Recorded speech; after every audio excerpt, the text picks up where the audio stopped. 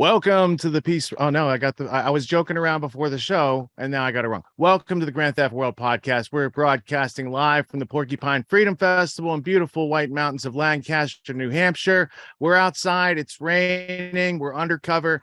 And we're going to be here for the next several hours. We're going to be delivering you the week's news. We're going to be juxtaposing it into the history, the artifacts, the things that matter.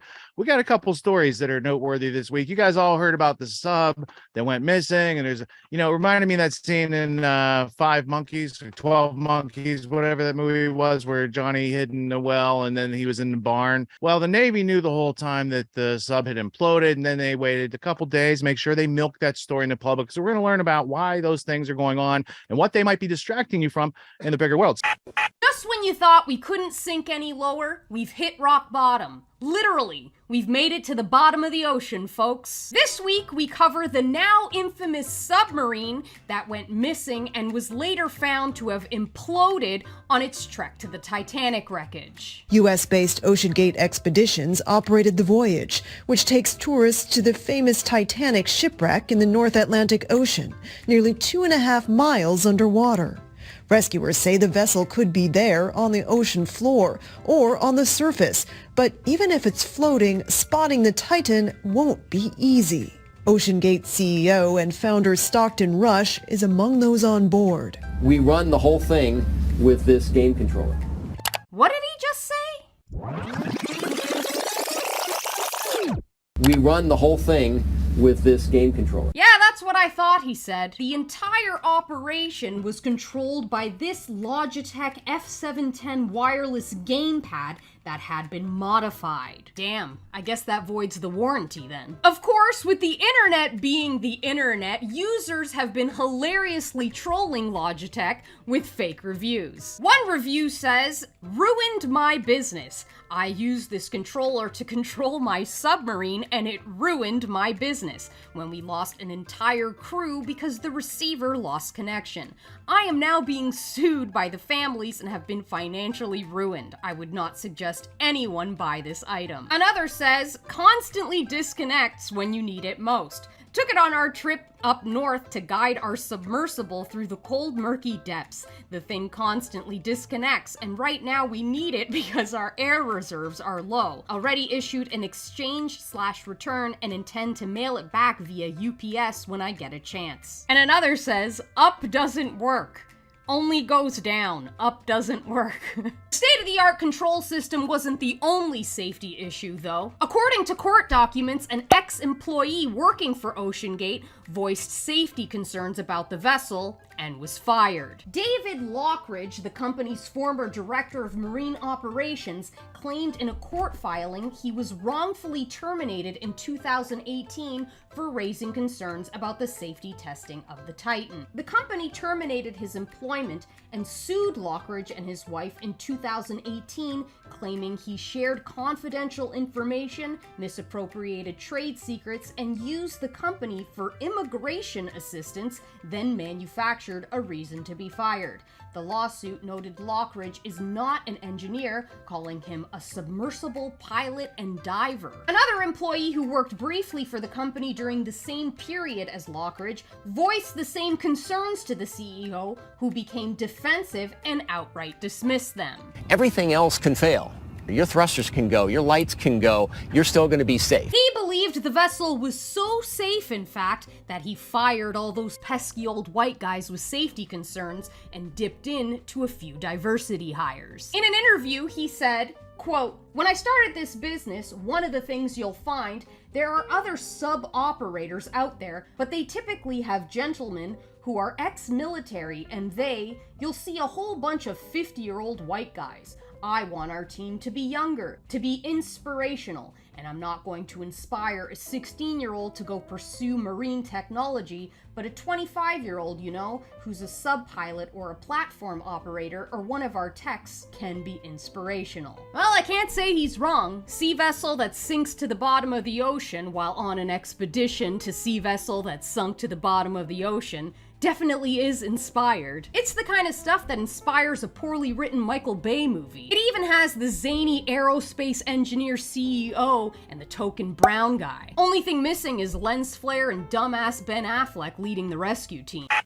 The saga of the disappearing submarine ended yesterday, with the unfortunate revelation by the US Coast Guard that a remote vehicle had found debris from the vessel. Officials said the discovery was, quote, consistent with a catastrophic explosion. But now questions are being asked about when it was known the vessel imploded. The Wall Street Journal reported that a top-secret military acoustic detection system designed to spot enemy submarines first heard what the US Navy suspected was the Titan submersible implosion hours after the submersible began its voyage. The fact that it most likely imploded on Sunday was immediately shared with the incident commander, leading some to assert that the Biden administration knew the sub had been destroyed days beforehand, with Zero Hedge accusing the White House of letting everyone think the passengers were alive. All week, the media ran with the narrative that the occupants were running out of oxygen, but there was still time to rescue them. This included reports of banging sounds being detected in the area where the vessel went missing, but most experts were almost certain from a very early stage that all that was never the case. In an interview with the BBC, James Cameron said that by Monday morning he was almost certain that the vessel had already imploded, over 3 days before that likelihood was made public, due to information that he'd received from experts within the submersible community. Within about an hour, I had the following facts. They were on descent. They were at 3,500 meters, heading for the bottom at 3,800 meters. Comms were lost and navigation was lost. And I said instantly, you can't lose comms and navigation together without an extreme catastrophic event, a highly energetic catastrophic event. And the first thing that popped to mind was an implosion. So I felt in my bones what had happened. Cameron went on to suggest that the whole narrative we heard throughout the week that the crew might still be alive was a farce. This entire week has just felt like a prolonged nightmarish charade where people are running around talking about banging noises and talking about oxygen and all this other stuff, and their Coast Guard is out with airplanes. I knew that sub was sitting exactly underneath its last known depth and position. It's also been revealed that a British firm offered to help with the search and rescue on Monday, using a vehicle that could plunge further depths than any other, but the Americans refused to give them permission. Some have suggested that the Biden administration used the saga as a distraction op to shift attention from certain other news stories. Meanwhile, former Royal Navy submarine captain Ryan Ramsey said that the rather haphazard way the Titan was built led to its implosion. I would say disregarding standard ways of building these types of submersible in pursuit of innovation has huge elements of risk, and in this case that risk has been realized in the loss of people's lives. The company has faced continual accusations of cutting corners on safety after it was revealed that CEO Stockton Rush issued hiring, quote, 50-year-old white guys to work on the vessel. So the clip that I saw earlier today that came out from Jimmy Dore shows that Rochelle Walensky from the CDC, you know, she's the lady that came out and said, we got the mandates and you got to stay home and you have to have the shots and all this sort of stuff. Turns out there was no evidence that they based that on. They just made a bunch of stuff up and they said, we will disrupt your lives because truth is what strong people say it is. So I think it's going to be a weak position intellectually for them to defend it any further with this evidence coming out. There's been new release of emails that let us know that when the CDC director said this, our data from the CDC today suggests, that vaccinated people do not carry the virus, don't get sick, and that it's not just in the clinical trials, but it's also in real world data. So when she said that, she was lying. She wasn't getting it wrong. She was lying. That's what she looks like when she's lying. She's a liar and a criminal, and she should be in jail just like Fauci and Collins and the rest of those people and Big Pharma. And how do we know this? Well, new emails show COVID vaccine mandates were based on a lie. New documents indicate the entire justification for vaccine mandates was based on a falsehood. Emails obtained through a Freedom of Information Act request show that CDC Director Rochelle Walensky and former NIH Director Francis Collins were aware of and discussed breakthrough cases of COVID in January. So what you saw, that video of her was from like June, right when the vaccines became widely available. So they knew from the start. They also knew that Pfizer never even tested to see if their vaccine stopped transmission. They never even tested to see that. You wouldn't know that watching the news or listening to Fauci or Collins or Walensky talk or anybody talk about it. You wouldn't know that. You would think they did do that testing and that it's a vaccine that's going to stop the transmission. That's what I thought when I took it. In her email, Walensky says that clearly it is an important area of study. Links to a study and then links to a study raising the issue and assures the person she is sending it to that Dr. Anthony Fauci is looped into these conversations. So they all knew this. However, in public, Walensky was saying something quite different. 2 months after discussing this data, she said vaccinated people don't carry the virus and don't get sick. So that was, maybe that video was from March or April. I have more video to show you, believe me. In a congressional hearing, after it became clear that people were able to get infected with COVID even after receiving the vaccine, she defended her original statements by claiming it was true at the time she said it. Namely, for the strains that we're dealing with in early 2021. We now know that was not true and that Walensky herself knew it was not true. The vaccine did not stop spread or infection. I'm not saying it was completely bad, but it did not stop the spread or infection. I think actually, if I could actually just correct that point, and that is initially it did. For the Wuhan strain and for the Alpha strain, all of the early data and the literature published in the New England Journal demonstrated that for those who worked, if you didn't get infected, that you were not transmitting it to other people, and it had very high efficacy early on, up to 96%. So and it did change over time. No, the bald guy, what was he doing? This guy? Yeah, he was kind of like at the very beginning. Oh yeah, let me play that again. Vaccine did not stop spread or infection. I'm not saying it was completely bad, but it did not stop the spread or infection. I think actually, if I could actually just correct that point, and that is initially it did. For the Wuhan strain and for the Alpha strain, all of the early data and the literature published in the New England Journal demonstrated that for those. So she's lying. Jay Bhattacharya, a professor of Stanford School of Medicine, called the revelation stunning. He pointed out that despite this knowledge, they continued to push vax mandates anyway. In June of 2021, Joe Biden's head of COVID response, Andy Slavitt, tweeted out that everyone's going to get COVID no matter what. That if you're vaccinated or not, everyone's going to get it. And they still kept telling you, they still kept pushing mandates. I didn't have that debate with my friend Graham until later that year, after Andy Slavitt had already said everybody's going to get it anyway. Doesn't matter if you vaccinate everyone, everyone's going to get COVID. That's what Andy Slavitt said. Joe Biden's director of COVID response said that in June of 2021. So they knew this. And they continued to push mandates anyway. This is the real scandal. And there is little harm in getting something like this wrong in a vacuum. After all, COVID-19 vaccines certainly saved many, many, many lives and reduced the severity of infection for many more.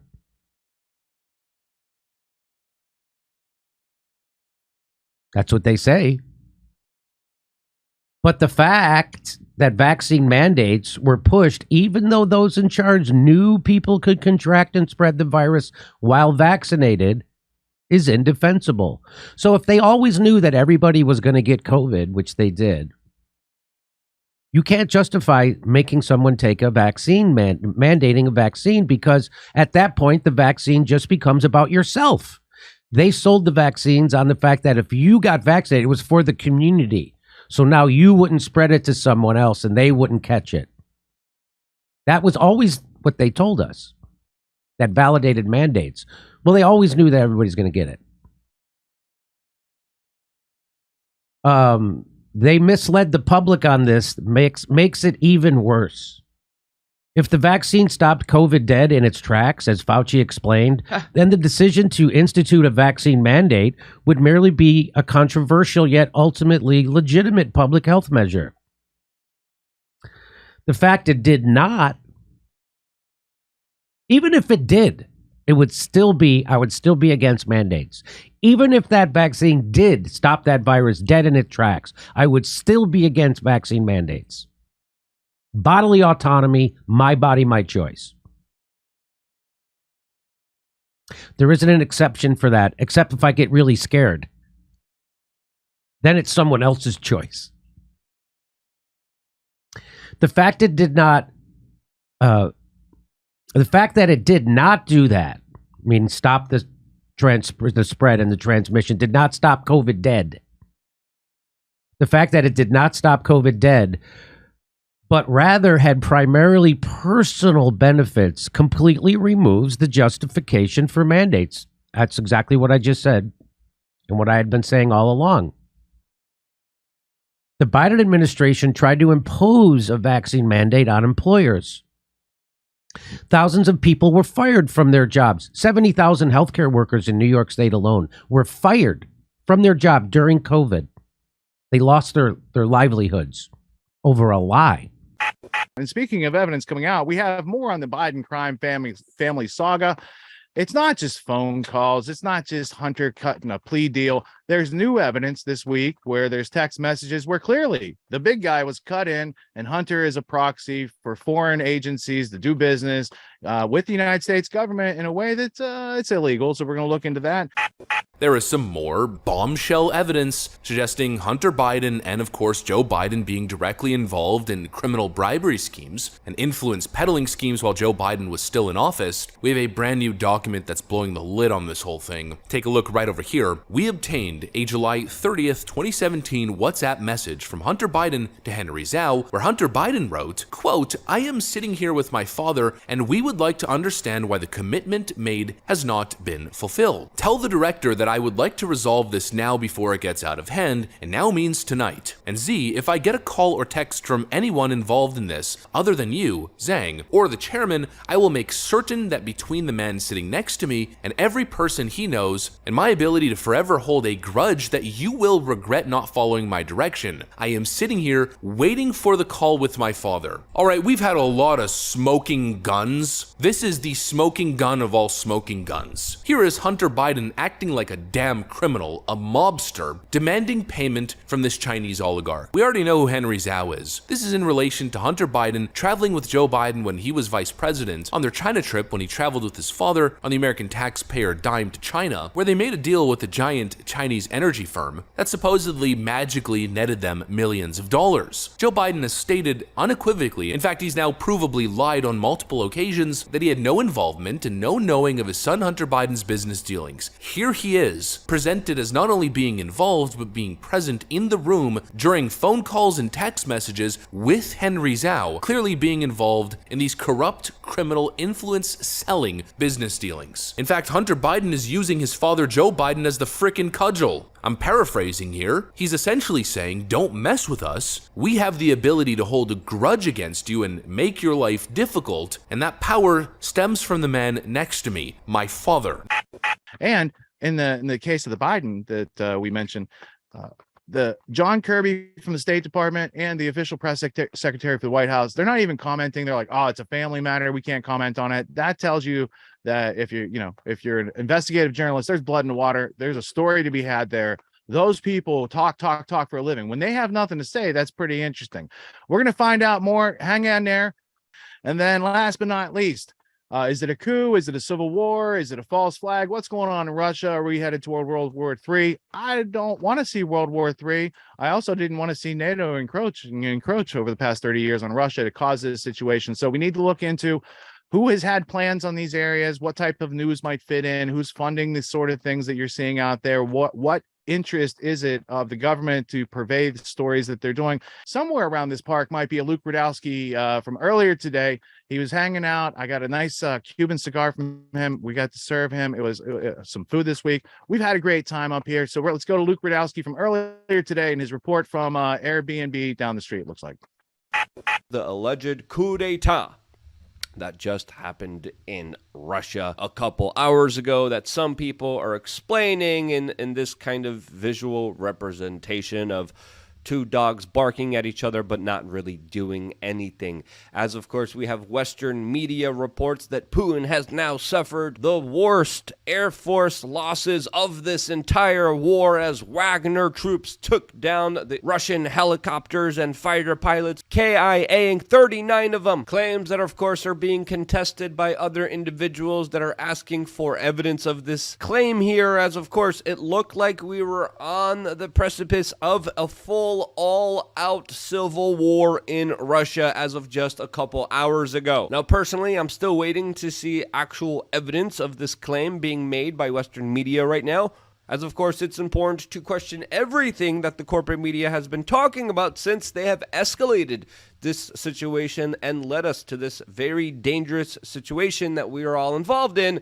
that is absolutely reckless and destructive towards peace in this world. As of course independent media coverage of this entire matter absolutely did way better of a job than of course the majority of the corporate media that was salivating for the ousting of Vladimir Putin without even thinking about the long-term consequences of potentially an even bigger bad guy coming in and taking his place, or even the larger concepts and problems and ideas of a potential power vacuum that we saw in Iraq after the United States overthrew Saddam, that would have essentially happened in Russia if there was a civil war here, that of course would have created an extremely dangerous situation, not only for Europe, but for the rest of the world, as of course sectarian violence with thousands of nuclear weapons and territories and groups and ethnic identities is something that far few people put into their calculations of Putin bad. And again, this is a very complex situation, as of course people are still trying to make sense of exactly what just happened a couple hours ago, as there's many conflicting reports of what actually went down, what actually transpired. Was this 4D chess by Vladimir Putin, or was this an actual insurrection by a Russian mercenary group that of course gets paid to be in wars and conflict? This, as we heard reports of Vladimir Putin yesterday leaving Moscow with machine gun positions being placed all over town as Wagner forces were seen advancing towards the capital of Russia, as there were some limited airstrikes by Russian Air Force that I did actually see. This as there was significant movement of many military VIP vehicles from Moscow to St. Petersburg, which made people believe Putin was moving away from Moscow, something that of course Putin's press secretary denied. Now there were some limited military clashes yesterday, but nothing as significant as a full all-out conflict or civil war. And then the progression of Wagner mercenaries stopped after we are hearing reports of negotiations that happened between Wagner chief Yevgeny Prigozhin and Vladimir Putin with the help of the Belarusian government, where now the Wagner troops and mercenaries are stationed. Now the Wagner troops have been categorized as extraordinary fighters, especially in the theater of war of Ukraine, as today we're hearing that there's maybe 15 casualties from this entire very confusing situation. As a part of the negotiations between Wagner and the Russian government, all Wagner fighters will now return to their bases and now officially sign contracts with the Russian military, as Prigozhin and a lot of his top brass will be transferred to Belarus in military bases that of course are very close to the capital of Ukraine, Kiev. This, as a lot of people are seeing this entire situation as, quote, clear weaknesses in the political prowess of Vladimir Putin. This, as the Biden administration is saying that this entire situation is, quote, showing the cracks in Putin's Russia, while others are saying that there might potentially be something bigger at play here, including an even entire orchestration of this alleged coup d'etat, which was a part of some kind of 4G larger strategy here that's all being unfolded here. And according to one CIA ex-analyst, this was all a classic false flag that will boost recruitment for the Russian military and, quote, make the West think it's weakened when it's not. This has a lot of people are questioning, why did Russia respond so weak in this entire situation, as an ex-British ambassador is, quote, struggling to make sense of how Prigozhin was able to march on Moscow without getting obliterated. All of this as some people online believe that this was a larger orchestrated plot here that, of course, had Wagner mercenaries take the alleged $6.2 billion from the U.S. government that recently went missing from the Ukrainian funds and duping the intelligence agencies that were allegedly involved here in pushing this larger escalation, which allegedly Wagner played along with in order to gain billions of dollars from the U.S. government and then remove towards a strategic location where they now will, quote, attack Kiev from here. And again, this is all just speculation, and I haven't seen any of this actually corroborated with any evidence. Right now, all we have is hearsay. All we have is speculation to what really was going on here. But I think the more kind of rational understanding of this is that you're dealing with a mercenary group here. A mercenary group that has a price that gets paid for by governments to go to war. Now, if someone, as we've learned through, of course, watching Game of Thrones, has more money than someone else, they could entice them and buy more armies. So did the missing $6.2 billion in aid from the Pentagon have anything to do with this recently? Well, I think that's a fair speculation. How it was used, whether this was a deliberate double cross of Prigozhin, whether Prigozhin was actually afraid of his life and really wanted to overthrow Putin, is a question that, of course, a lot of people are left with after watching all of these events. And as of right now, we have no conclusive understanding of this entire matter, and that's why we are just openly speculating here about the larger possibilities. But I wanted to leave the question to you. What do you think happened here? Was Prigozhin double-crossing the CIA a part of a 4D plan by Putin? Or was this the CIA going into Prigozhin's ear saying that Putin was going to kill him? Here's some money, march on Moscow, we'll support you, and overthrow Putin, and you could live and survive. Which one of those two understandings of this entire matters do you think is more likely here? Personally, I'm kind of leaning towards seeing this as the last one that I just mentioned, but of course, I could be absolutely wrong here. But no matter what the actual reason for what happened here, I think it's fair to say that this is an extremely turbulent, dangerous situation for the world here, as of course a lot of nuclear weapons are involved here. This as we're also finding out that U.S. spies learned about this march on Moscow by Prigozhin, which he was allegedly planning since mid-June. Yes, you heard that correctly. According to the Washington Post, the United States government knew that this was going to happen many days in advance as spy agencies were briefing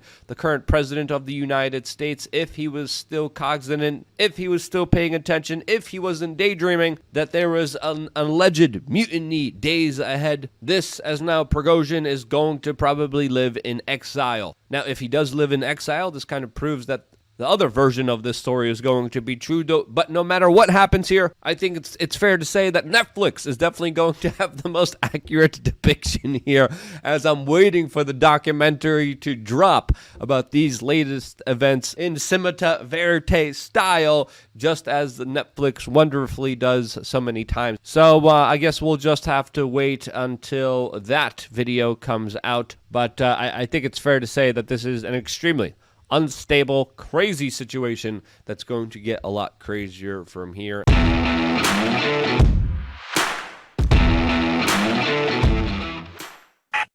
What makes the Grand Theft World podcast unique, invigorating, exciting, and informative? Most other podcasts out there are either doing straight up interviews or they're just covering the daily news. They're covering current events from the day they happened. And that is effective. It's useful. It's a great starting point. And then sometimes these current events change during the week past the first story. So we like to give it a little time. You have to wait till some of the dust settles on these stories in order to give them accurate coverage. And the other thing that's really missing in the media landscape is covering the articles that are coming out every day. That's great. That's necessary. But who's bringing in contextual history so that you can understand what has been going on for decades and decades to lead up to the machinations and actions that we see unfolding today? So what we do here on the podcast is we cover current events. Many of these things are censored, but we wait about a week. As a forensic historian, I focused mainly through my career on the history of globalism and collectivism and things that they call maybe the New World Order.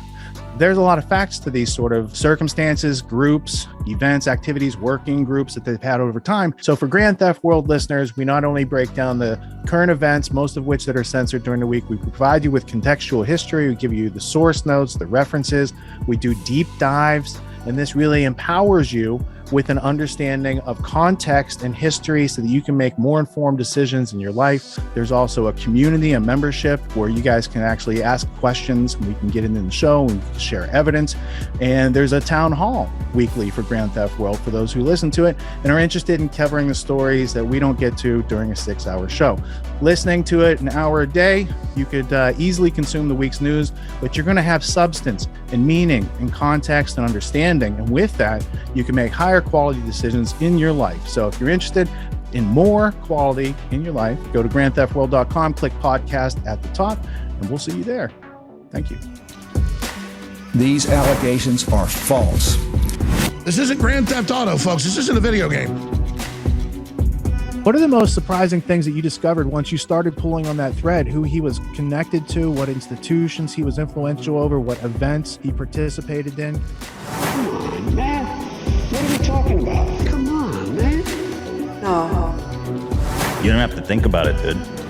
I got this quote because you said you didn't know much about Klaus Schwab. I made it my job to, as soon as this happened, I'm like, okay, this guy's their front man. Let me learn about the official history of the World Economic Forum. I got their 40-year history. I got every book that Klaus Schwab has written or ghostwritten. I went through those books. This is one of the most interesting passages. Come on, man.